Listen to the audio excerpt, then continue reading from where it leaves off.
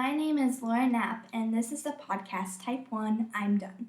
Here I uncover common misconceptions about type 1 diabetes and what it's like to live with it every day. I live with type 1 myself, and my goal is to make type 1 or type 2 diabetes in general less stigmatized. What is diabetes? Diabetes is when the body is unable to make or process insulin properly. Type 1 is when the body cannot produce insulin. A common misconception that is said by the general population is that people get it by eating too much sugar. That is not the case. The case is that people with type 1 diabetes, they cannot produce insulin. It's not because they ate too much sugar or they didn't get enough sugar or whatever it is about like sugar, eating sweets and ice cream. It has nothing to do with that. And a lot of common misconceptions about type 2 is that type 2 diabetes is when you eat too much sugar as well. But that's not the case. Type 2 means that you cannot process your glucose properly with insulin. Insulin doesn't really do its job. So, like my grandma, she had to go on Lantus shot, which is a long-acting insulin, and she had like seizures and everything from not like her insulin not working properly. So that is why type 1 and type 2 are nobody's fault. It is nobody's fault. Yes, you are more at risk for type 2 if you have some like you're more at risk for type 2 if you have obesity in your family or if you don't eat the right foods. That has you more at risk. But you also can't just blame somebody's diet just because they have it. Another question I get a lot is, how do you go so long without knowing you have diabetes? I was diagnosed with diabetes when I was 15 years old. I am currently 16 years old, and my birthday was in July, so yay! I was actually diagnosed on Easter of 2022, and I am glad that my mom is a medical assistant, and she really saw the signs that, hey, something's wrong with her. But for a lot of people, type 1 is discovered when they have to go into the hospital for like sickness or trouble breathing. A lot of like common symptoms of diabetes include urinating a lot and being super thirsty all the time.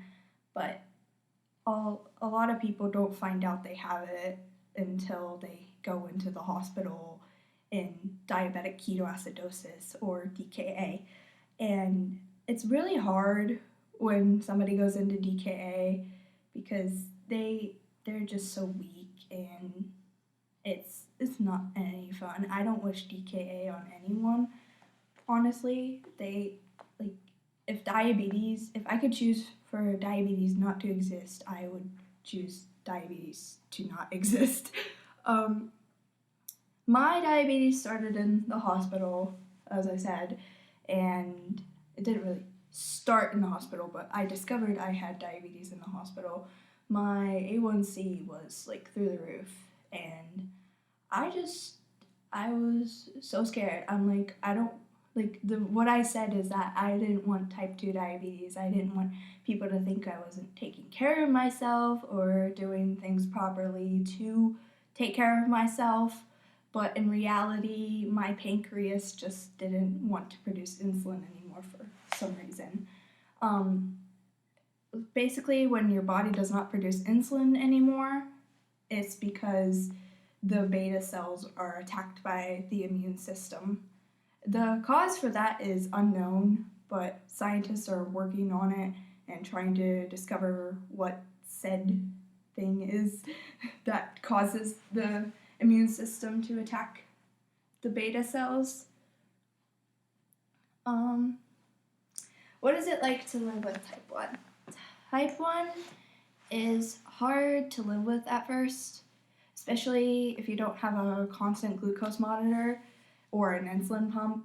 Like, it gets annoying that you have to check it all the time and you have to take multiple daily injections, and it is really hard for somebody like me to, it's a lot hard for a lot of people with type 1 to, in general, to have to take these daily injections in front of everybody, or feel that they won't get picked on by their peers just because, oh, she's taking insulin, I hope that's not drugs. Like,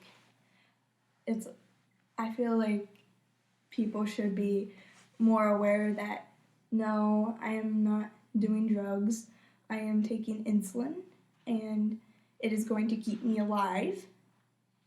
And I usually do injections with my family and everything, even when we're out in public. But I know for some people with type 1, it's really hard for them to do those kinds of injections in public, like being mistaken for a quote-unquote druggie, or not having the means to actually like feel comfortable because of the stigmatization of type 1 and type 2. So it can get overbearing, but once I got my Dexcom G6, I was good. Like, I felt more comfortable and felt like I could live my life. My Dexcom is pretty much reliable when it works. I would recommend the Dexcom. I don't really have any like experience with any other constant glucose monitors, so I couldn't tell you which one's better, which one's worse, but I personally like the Dexcom G6, and yeah, yay! Okay, so what should you do if somebody tells you that they have diabetes? A lot of if we tell you that, if someone with type 1 tells you that, it's because they trust you and they want you to understand that, hey, this is where this is coming from. I want you to be aware that, hey, I am taking injections or I'm doing this, but I'm not trying to drug myself. I'm not trying to overdose. I'm just trying to keep myself alive by taking insulin. Please accept that, and accept that, yes, we might have had a bad diet or something in the past, or type 1 isn't really about diet, but please understand that we have a pancreas that does not work, and we need to have these resources on hand, even if it's annoying or it's in your way. We try not to be in your way at all. We just want to be existing like a normal human. Diabetes is no one's fault, and they're trying to stay alive just like everybody else, and you should really accept that the person is trying their best to survive every day. Every day is a science experiment with diabetes. Seriously. You might go get a high glucose one day and it just won't come down at all, and then there's ketones, and there's just a lot that goes on with type 1, which I'll get into later. But it's really hard when people feel like they're not accepted because of diabetes, or that they should just not have diabetes. They don't want to take their injections, or they feel that they don't need to take their injections because of people that want to judge them for something that they cannot control. So thank you for listening. I really appreciate it. I will see you in the next episode. I'm done. Hello.